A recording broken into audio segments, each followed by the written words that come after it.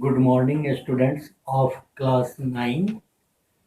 And today we are going to start a new chapter named Coordinate Geometry. So, here we start Coordinate Geometry, chapter 5. Today we will discuss synopsis.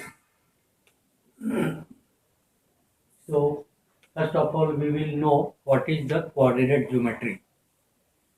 It is the branch of mathematics in which geometrical problems are solved with the help of algebra. Algebra means literal, numerals, everything will be there. X, Y, Z, A, B, C, D, etc. As we know that we use these things, literals, in algebra. So it is the branch of which mathematics in which geometrical problems are solved with the help of algebra. Second point, here we determine the position of a point. In the coordinate geometry, we determine the position of a point. We locate the point. So, coordinate geometry gives us the exact position. By the coordinate of a point, we get the exact location of the point, where it is situated. So, here we determine the position of a point with respect to two mutually perpendicular lines. Here we take two mutually perpendicular lines. See, in the diagram, two mutually perpendicular lines. One is this vertical line, another is the horizontal line. Okay. So, and both are perpendicular to each other, means mutually perpendicular. Okay. So, the two mutually perpendicular lines called coordinate axes. These are called coordinate axes. Singular is axis, plural is axis. Okay.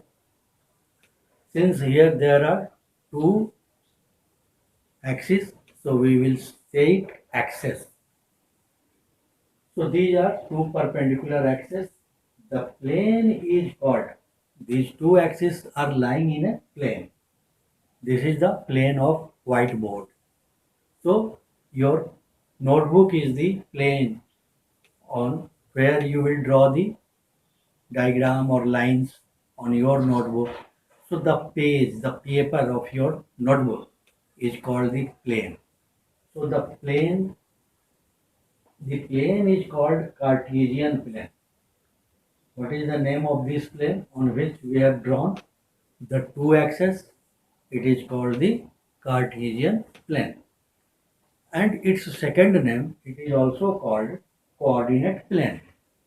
Okay, it is also called coordinate plane. So please remember whatever the names I am telling you, because sometimes in question paper somewhere it will be mentioned Cartesian plane, coordinate plane. So don't be confused. Both are the same name for the same thing, representing the same thing in this coordinate geometry here. Now, the third synopsis. In diagram, horizontal line XOX is called. See here, XOX. See the diagram. The horizontal line XOX dash is called x-axis, and the vertical line YOY dash is called the y-axis. Fourth number of synopsis, the point of intersection of x-axis. Here is the point of intersection of this x-axis and y-axis. Both axes are intersecting each other. Where? At O. This is the point. So O is called the point of intersection of the both axes. So the point of intersection of x-axis and y-axis is called the origin. Here the point is O, so O is the origin. The coordinate of origin is 0, 0. This is the coordinate, because we measure every distance from the origin, from O. So that's why O, the coordinate of O point is 0, 0. Now, fifth number, the coordinate axis divide the plane. These coordinate axes, they divide the plane in four parts, four 4 pieces. In they divide it, this plane, this Cartesian plane is divided into 4 parts.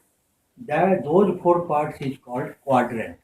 See here, this is I have written here first quadrant, this is the second quadrant, third quadrant, fourth quadrant. Okay, it goes anti-clockwise. Anti-clockwise, first quadrant, second, third, and fourth quadrant. So this is the name of these quadrants. So the coordinate axis divides the plane into 4 quadrants as shown in the diagram. Sixth number. The perpendicular distance of a point from the y-axis is called the abscissa. The perpendicular distance from the y-axis. This is the y-axis. From here, suppose a point is here. So this is the perpendicular distance. So perpendicular distance from y-axis is called abscissa. Second name, abscissa is also called x-coordinate. Means distance along the x-coordinate, x-axis. Distance measured along x-axis is called x-coordinate. And also perpendicular distance of the point from the x-axis is called its ordinate. So perpendicular distance from x-axis is called its ordinate. Or any distance measured along y-axis is called its ordinate. So ordinate or y coordinate. Second name is y coordinate. If abscissa of a point is alpha, suppose the value of distance measured along the x-axis is alpha and ordinate is beta and the distance measured along the y-axis is beta, then alpha comma beta, it is written as a ordered pair in a bracket separated by a comma. So first of all we write abscissa and then after putting a comma we write ordinate, the value of ordinate. So always remember this order. First abscissa, then write ordinate. Don't interchange. Don't transfer it. So it's called the coordinates of the point. So combining both abscissa and ordinate, putting in a bracket separated by a comma sign, this is the way of representing the coordinate of a point. So this is alpha beta is called the coordinates of that point. Okay. The sign of coordinates in different quadrants. Now sign. What will be the sign in the different quadrants regarding x and y?